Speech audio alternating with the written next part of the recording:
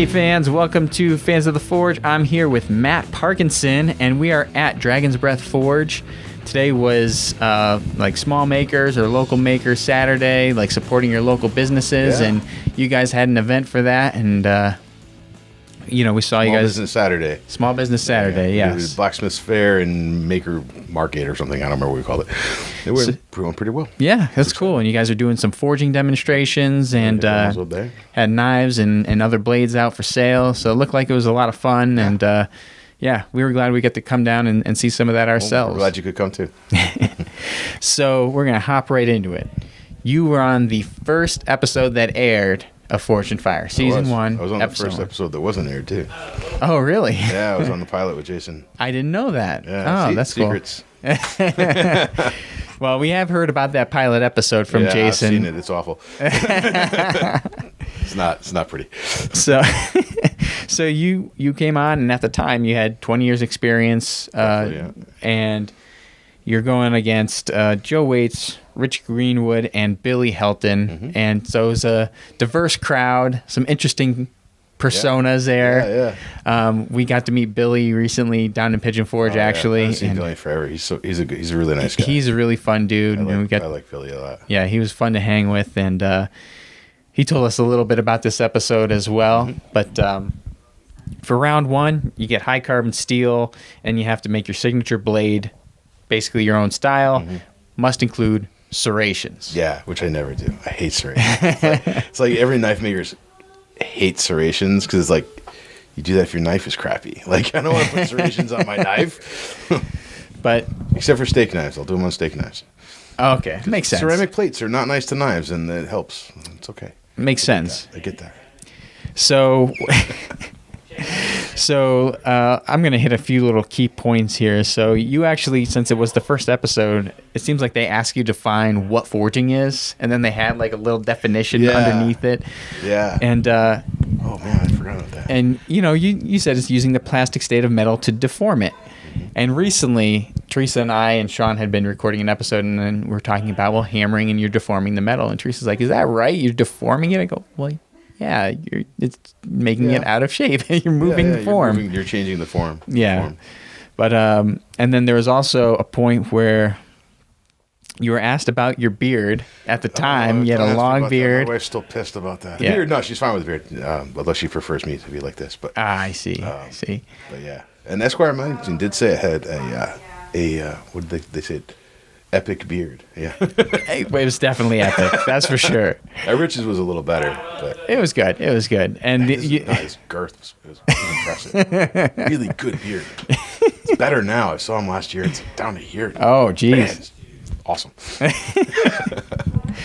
Well, I know you also had another guy here, was it last weekend for your hammer-in, who was another Forge and Fire champion, Spicy Mike. He's got quite the beard. He does have quite the beard. Yeah. But, his is long and very, very well manicured, I will say. Yes. But he does not have that girth that Rich does. Yeah, it's almost like flowing. Like a shrubbery. And it's like standing in front of trees. So, love Rich.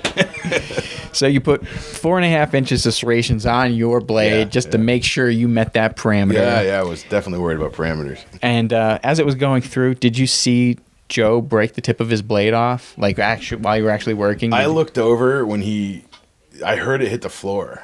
And I looked over and saw it, and I was like, and from where I looked, like it looked like the grain was okay because I couldn't. It was across the room. Sure. I was probably 40 feet away, 30 feet away. And I was like, man, I wonder what he did. Was he trying to straighten it or something? I had no idea. Yeah. I wasn't until I watched the episode that I actually found out what happened and saw the grain on camera. And I was like, oh, that's what he did. Now I understand. Yeah. Well, from there, you move into the judging. The judges loved your serrations. They thought you did great. They were a little concerned about your tip being a little thin. Yeah, I don't really know why that was. They tend to it seems like they have to pick things out. So when he said that to me, I had a great response. I wish they had used it. I said something like, as knife makers, you're always trying to ride the line between thin enough to cut and thick enough to be supporting, and I'm trying to make it so it can cut. And then he couldn't even get it in the damn barrel, and I understand why. So that was what I was going to say next. You came to testing Couldn't get anyone's in round 2, and yeah, nobody was able to do that oil drum stab. And we did hear that. I guess those barrels were completely full. Apparently. And when they stabbed into it, you had to wait. Was it like a half an hour or something for them to drain before they could set up the next shot? Yeah, it was. We were waiting around a long time. Well, and when they told us the test, they said we're going to stab into an oil drum barrel, and in my head, I thought they were going to do reverse ice pick grip into the top of it. Right. And that's what I had. I was like, that would work totally awesome. Oh yeah. But stabbing into the side of a bin is like, that's not easy. Yeah. It deflects and I don't know what they were thinking. I mean, apparently they did it with Jay's knife, but who knows?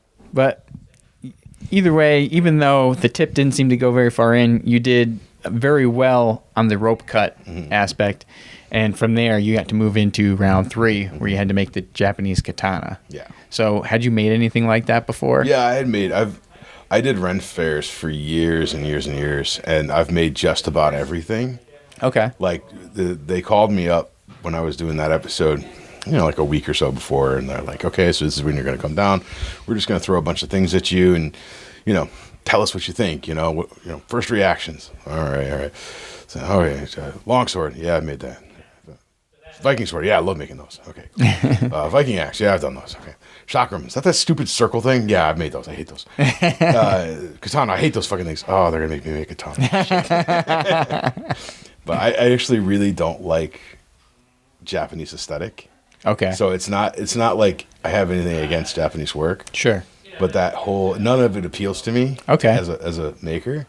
So like when they only called it out, I swore so much. I had to reshoot that scene 3 times. Yeah, I shouted out, fuck, and then they reset up, and Rich goes, fuck yeah, reset up again, and I'm like, God, and then finally the director Corey was like, can I get one fucking take where I don't have to bleep you fucking assholes? And now you're gonna have to bleep me again, and I'm gonna sound like a horrible person. Don't worry about it. We don't bleep on this show. Oh.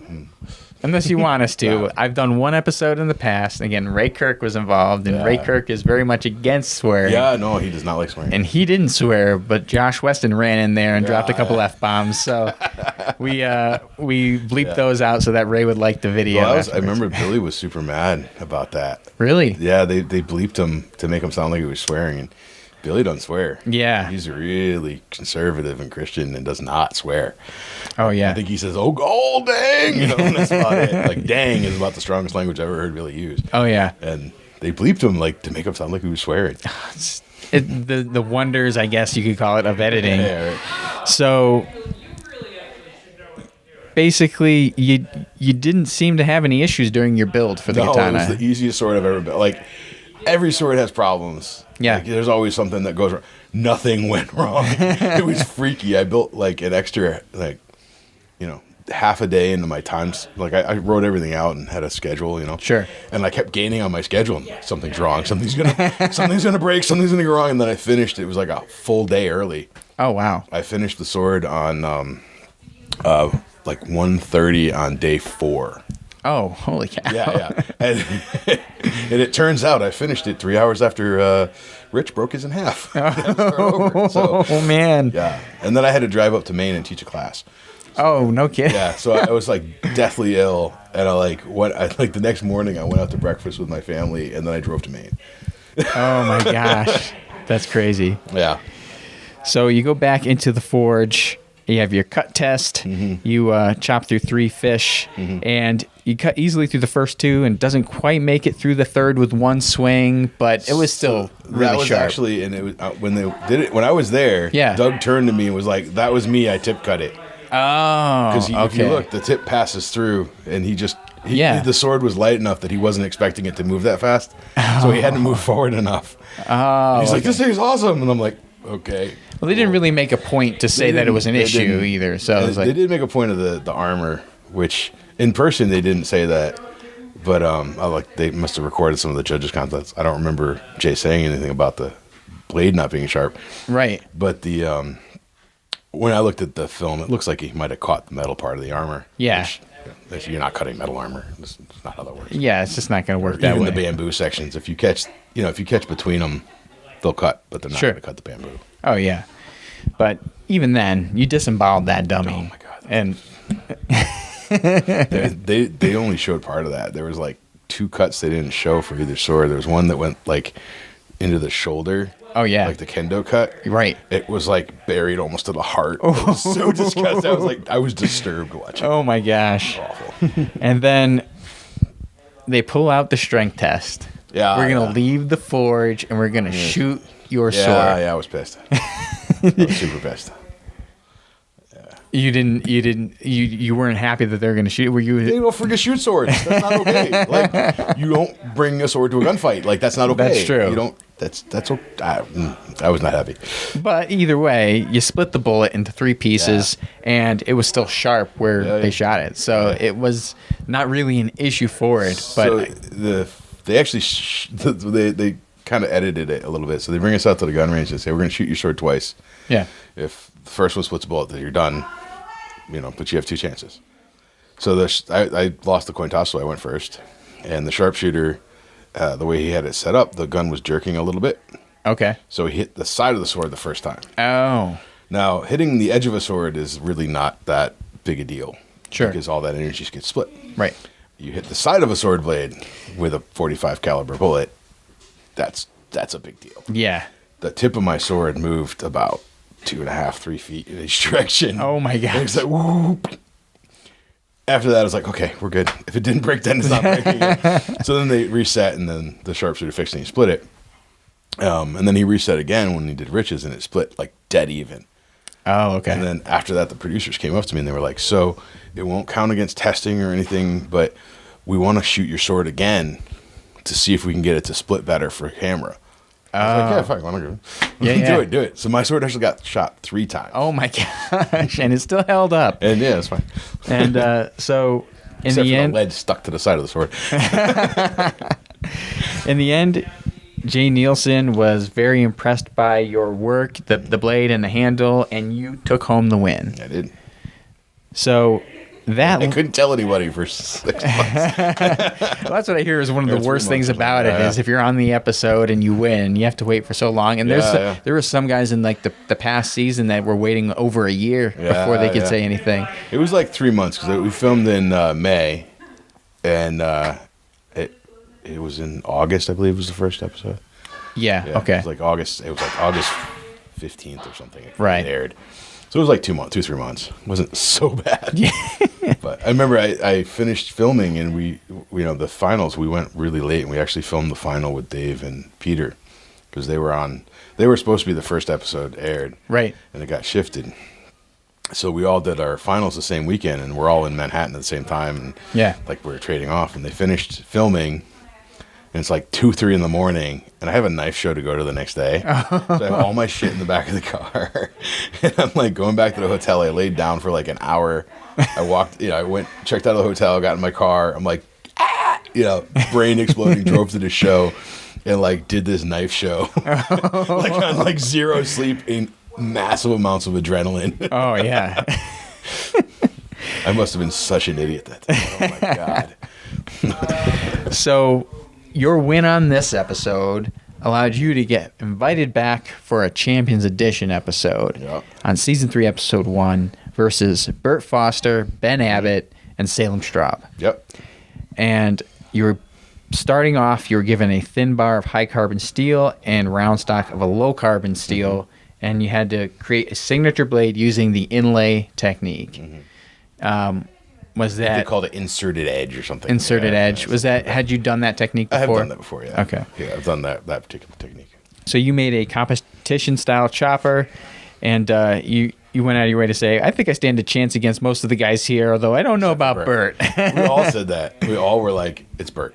It's Bert Foster." Yeah. Like, Bert Foster is like him and Jason Knight are the guys who like invented the Battle of the Bladesmiths. Right. And he's the only one I know who's like consistently beaten Jason. Like, consistently, like, just no, I beat you again. So during round 1, the heat got to you a little bit, and you started to overheat. I think I had hypoxia. I have asthma. Oh, okay. And, I couldn't breathe. Yeah. And when I walked outside, I actually had an asthma attack, one of the worst attacks I've had in 15 years. Oof. Holy cow. It was serious. When I said I like almost died, I literally almost died. Oof. Because I had forgotten my inhaler in Connecticut. Oh, no. So they're trying to, and their EMT couldn't help me, didn't have anything to help me, didn't even oxygen, which I was a little bit stressed out to find out. Luckily, I've had asthma my whole life, so I was able to like calm myself down enough to not have an attack anymore. Yeah. And breathe. And then I was able to go back on. But I was out for 20, 30 minutes. Yeah. Which, that's tough. But I thought I was going home. I was like, hey, whatever, going home, no problem. Yeah. But you went back in and, I actually swore at the judges when they came in. After they sent Bird home, we were in the green room, and I turned to the judge. I was like, "You fuckers sent me through, and now I gotta go try to win this shit. Fuck you assholes! You're gonna send me home. I almost died. I had a good excuse." Oh yeah, but it was really crazy to see. That was a crazy stressful time because they'd call me up saying, "We want you to come back on the show," and I said, "Well, I'm doing my Journeyman Smith test right now." Right. So I'm building my 5 knives, and I'm supposed to submit in Atlanta. And they're like, well, we really want you. And back and forth, back and forth. And I said, look, if I finish my knives, I can do it. I finished my knives. I had 3 days to make stock for blade. Then I drove to Brooklyn. Oh, so gosh. And then I finished the first 2 rounds, finished the build. Yeah. And then flew to Atlanta for blade show. So I didn't win or lose, but I knew I was going to, so I had my JS when I filmed the final, but I didn't have my JS when I did the rest of that show. Oh, no so kidding. It happened in between. Yeah. That's hilarious. And one really cool thing was, so Jay Nielsen, I found out I was doing my Journeyman Smith. He was going to be at Blade that year. Yeah. And he said, hey, I'm going to buy you coffee. It's like super stressful thing. We make too much of it, but you're like crazy stressed out. Sure. You guys are in this room. You can't look at them, and you're waiting to hear this decision from these 7, 8-year-old men, And so he bought me and another guy, Jim Coffee. He was talking to us. And that's pretty cool. Yeah. Yeah. It was a really cool thing to do. Yeah. So awesome. Thanks, Jay. So I'm going master this year, just so you know. Oh, I was here last week when you were doing one of your master tests, so that was performance test. That was really cool. Yeah, that's good. Do the hard part. So for round 2, you had to attach a handle to the blade and use 2 separate materials, and you had to do an acid etch. I cheated the hell out of that. Really? Totally. They said you had to shoot it. I was the only one who did a full tang. Oh yeah. So I just did one on each side. It was such a cheat. It was easy.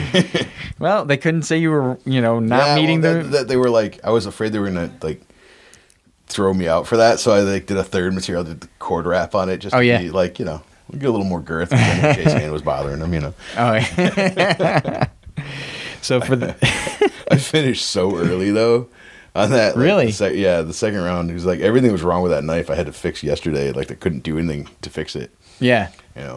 So I got it all lightened up and sharp and handled and everything. And I had 45 minutes left. So I was ordering coffee, cleaning the shop. I racked all my tools. I fixed their baiters, sharpened all the drill bits. Oh wow, that's good. I wish they had showed that. It would have been funny as hell. Oh yeah. I asked for coffee. They said they wouldn't give it to me. I said, "You gave Ray Kirk coffee." And I hear Jay go, "What does he think he's Ray Kirk? He was sitting down all yesterday." So. You should have showed that. It would have been funny. That would have been good. That would have been good. So for the testing, you had the nail cut where they had to hammer on the nail. Oh, that was vicious. In 3 different positions. And they go, "You ready, Chuckles?" Yeah. Well, he was mad at me. Jay was pissed off with me because I wrote "Homeward Bound" on my blade. Right. What do you think? You're a judge now? But he didn't. I didn't mean it like that. I meant either I'm going home to make a sword or I'm going home to see my kid. Yeah. So it was cool. It wasn't a bad thing or anything. Oh yeah. But he called me Chuckles. He called me Chuckles. He called me worse things, just not on camera. So your edge held up for the most part. There was a little bit of damage. Yeah, wherever it hit the nail was gone. And then for the rope cut, they took 3 swings at a rope and attempt to cut through. I think they only did 2, didn't they? Oh, was it? Yeah, I was super mad that Yeah, they maybe get through in 1. Because that rope the last time mocked me so bad. Like Yeah. I had like that much. Right. And 3, and I was like, oh, and then they got 2, and I was so excited. But yeah, and you made it through, and you Yeah. had 2 strikes, and then you got sent home to make the Scottish Claymore. If Salem had his knife sharp and the handle hadn't broke, I think he would have went through. Yeah. But because he didn't, other than the handle breaking, he didn't have damage. Right. But, I mean, well, I guess I went through on my own rights then.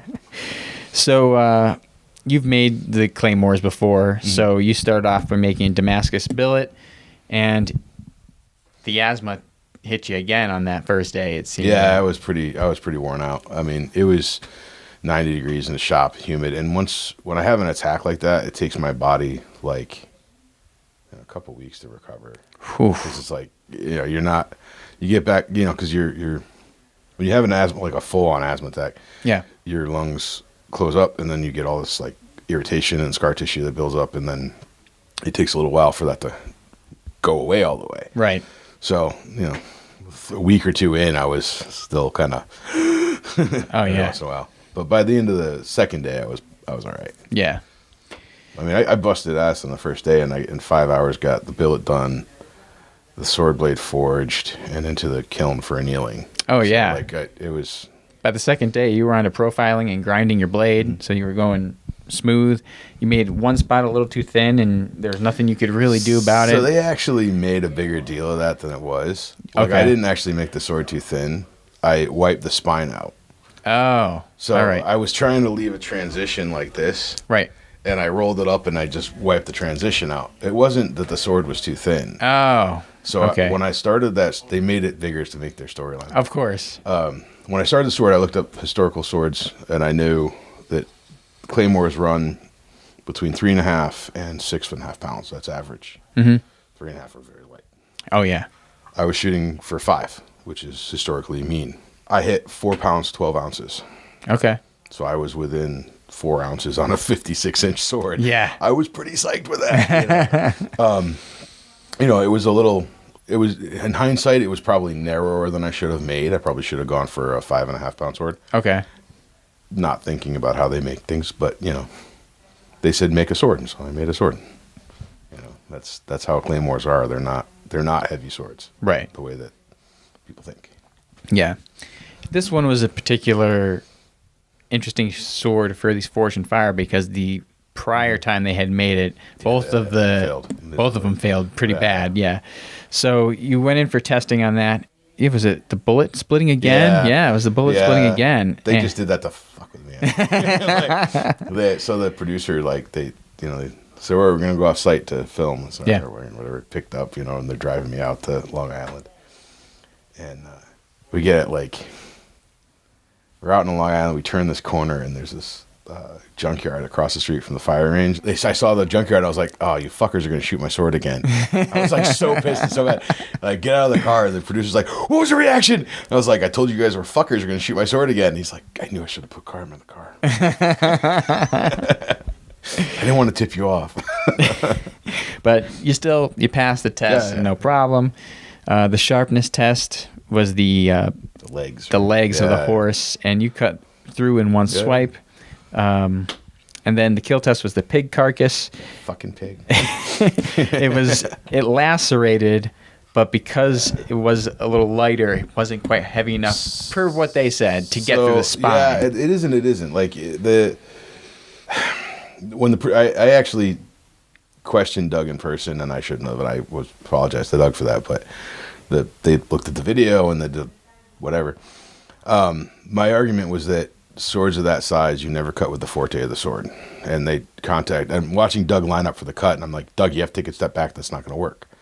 That's not how that sword works. You cannot do that. Right. And they contacted 6 inches in front of the ricasso, which is the forte of the sword. And it's just like a baseball bat. If you hit a line drive on the outside, it goes way, way far. If you hit it toward the handle, the blade explodes. Right. You have mass that can't stop moving. And that's what happened with the sword. Yep. Unless his edge angle was perfect, it was never going through that pig. Didn't matter. And, Ben's sword was a lot stiffer, and he does a slightly different cut. And effectively, because I had the ricasso, which Dave asked me for, and I quote, They're not really usable if you don't have the ricasso. Dave. Because I had the ricasso, my blade was effectively shorter. Okay. So I had like a 30, I think it was 32 inches or something. Yeah. Ben did a lowland style. They don't have ricasso, so he had a much longer blade. So where they shot the sword and where they did it was effectively higher out. It was actually in what's called the stanzi. The middle of the sword, the grip. Right. Traditionally, you want to cut with the foible or the stanzi, not the forte. Yeah.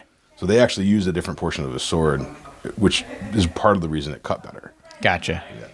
And I argued that in person, and I was told that's not how things work.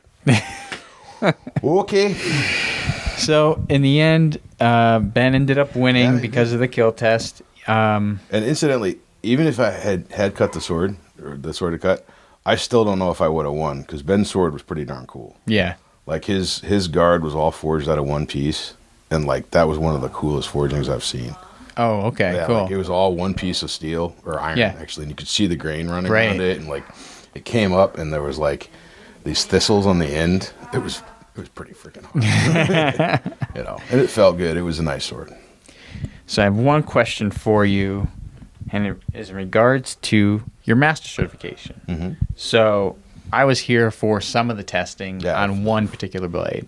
So that's all that knife gets. That's the performance test. Right. That's the first step. So how many have you tested other ones so far? Like how many do you have to make for the master? So for the Mastersmith test, you have to already be a Journeyman Smith. Sure. So, and basically, the Journeyman Smith is the same as the Mastersmith test, except not Damascus. Oh, I see. Okay. The first part of the test is a performance test. So you have to build a knife no more than 2 inches wide, 10 inches long, blade, 15 overall. Yep. With a hidden tang and 300 plus layers of Damascus. Okay. You have to go through a free hanging rope, twice through a 2x4, after which it has to still shave hair. At that point, you take the knife and you bend it 90 degrees. It can crack 1/3, but it cannot break. Gotcha. My knife did not even crack. Right. And it came back 75% to true. Yeah, I saw it afterwards. It was pretty not awesome. Straight, but it's straightish. After that, so now I've passed that portion of the test. That's the performance test. Now I have to submit 5 knives to a jury of my peers in Atlanta or Kansas City at the ICC show. And they will judge me on fit, finish, form, if they like me or not. I don't know. It's a little ethereal, but essentially they're judging the quality of my knives. So appropriate of edge angles, things like that. Some of it's a little subjective. So like they do judge on design, sure, which is a little subjective, but most of it is quantifiable. You know, fit, good, no gaps. Right. You can't see a line. Finish, no, streaks through the Damascus or weird like holographic, sanding mistakes or whatever. Chips in the handle, things like that.